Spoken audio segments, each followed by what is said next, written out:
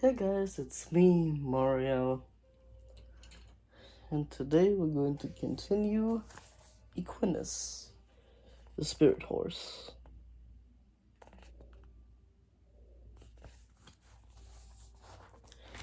Chapter 5. Time is running out.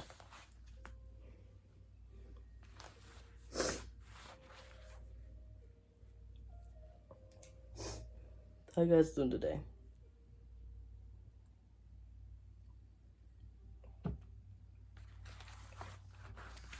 Hope you're doing well. I have an itch.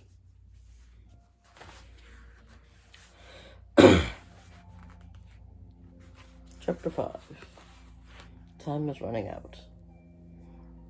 I knew you wouldn't give up, Tom, said Teledon with a smile. As he spoke, the air around him seemed to glow brightly, sending its warmth deep into Tom's heart.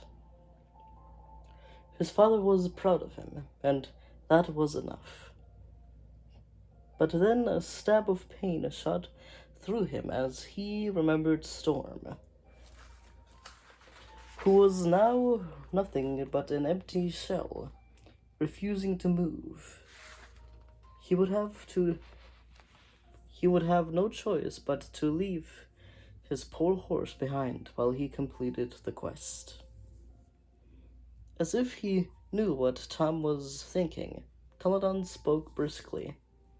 All is not lost. There is still time to save your friend. But how? Tom asked desperately. He wanted to hold on to his father and keep him keep his comforting image with him throughout his quest. But he knew it was impossible. A tiny piece of Storm's life force remains. Teledon's voice was a distant whisper now. If you defeat Equinus soon, Storm will get his spirit back. If you fail, he will be lifeless forever. Tom looked at Elena with sudden hope. Elena's eyes were gleaming with determination. We're going to save Storm, he vowed. We just need to find a way to defeat the horrible beast, answered Elena. We've never failed before, declared Tom, and we won't this time. But we need help. He whirled around to his father, only to find that the vision was gone. Tom and Elena were alone. As Tom's head hung in disappointment, Elena took him by the shoulders. Tom, you can do this, she urged him, for your father and for Storm. Tom nodded gravely. Storm must stay here, he said firmly. He can't defend himself without his life force. If he comes with us, he'll be in terrible danger. He gathered Storm's reins to tie them to a nearby oak tree. Its bark was pale and its leaves thin and papery. As Tom tossed the reins over a low branch, acorns tumbled around him and crumbled to dust. Elena came to his side, with Silver at her heels. He said Silver to guard him. I'll set Silver to guard him. She bent down and patted his thick coat. You must stay here and look after Storm, all right? She told the wolf. We will be back as soon as we can. Silver seemed to understand. He gave the stallion a friendly nudge and then took a bold stance next to him. He won't let us down, Elena smiled. Silver gave Elena's hand an eager lick. Then But still, Storm stood motionless as the two friends said goodbye to him.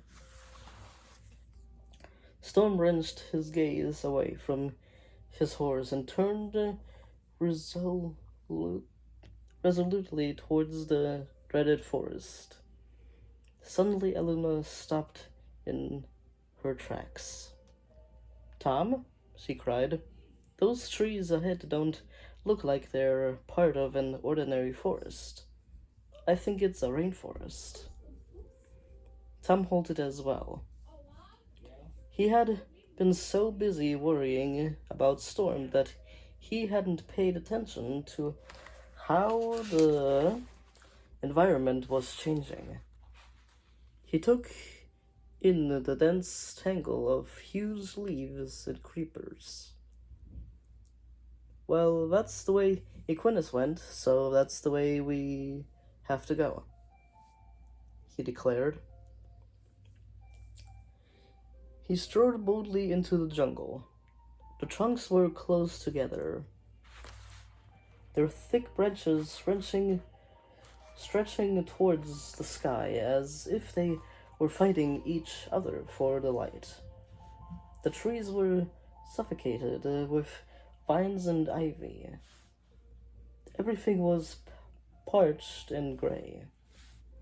"We've never seen a jungle quite like this," Elena said, reaching out to push aside a creeper. It turned to powder at her touch. "It's all dead," she said, coughing in the dusty air, "just like the rest of the Forbidden Land." Tom strode into the tangle of plants, crushing the knee-high undergrowth as he went.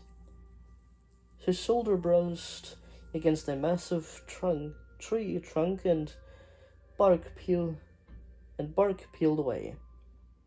"Ugh!" exclaimed Elena, following in his wake. Here they going through the jungle.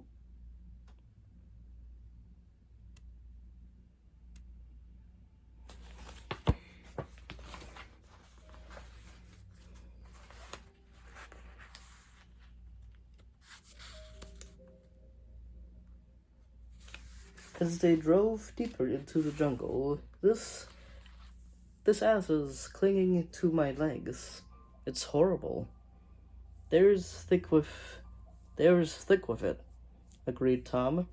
"It's hard to even breathe. I just hope this is the right path."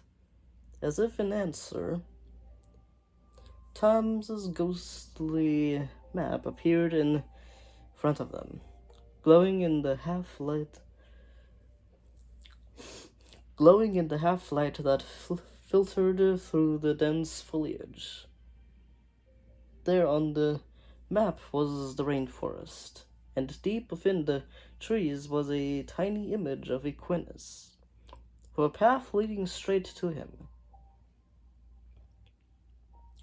"It looks as if we've just got to keep going," said Elena grimly.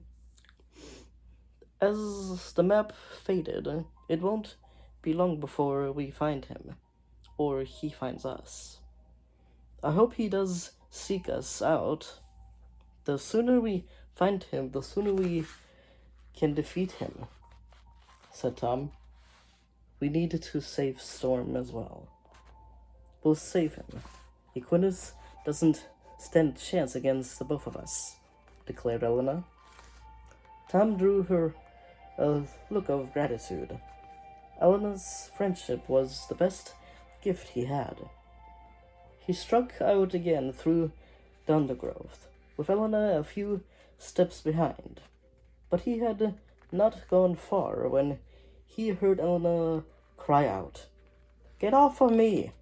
she cried. Tom swung around, his sword drawn, expecting to see Equinus.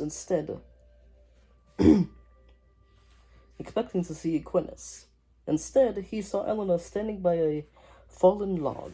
It looked as if she was covered in a sea of with this whitish slime. It was moving starting at her ankles and working its way up her body. She was slapping wildly at her clothes. What's going on? Tom thought. He was about to leap to her aid when he felt a crawling sensation on his legs. He looked down to see a seething mass of huge, writhing maggots.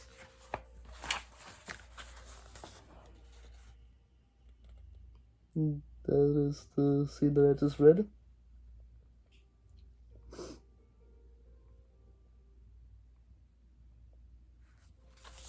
Holding it for a few seconds might help.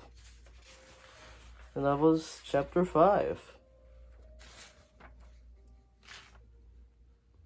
Time is running out. Alright. I hope you liked this chapter of Beast Quest.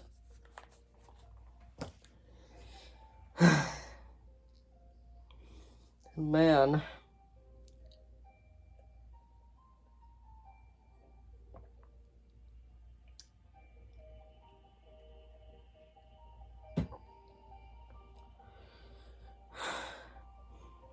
They are two brave kids.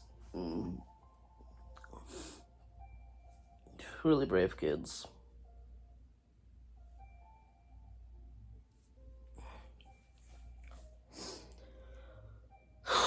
But yeah. Hope you like this chapter of Equinus the Spirit Horse. Yeah. And I hope you will join me on Thursday, where I'll be reading chapter 6, The Evil Wind.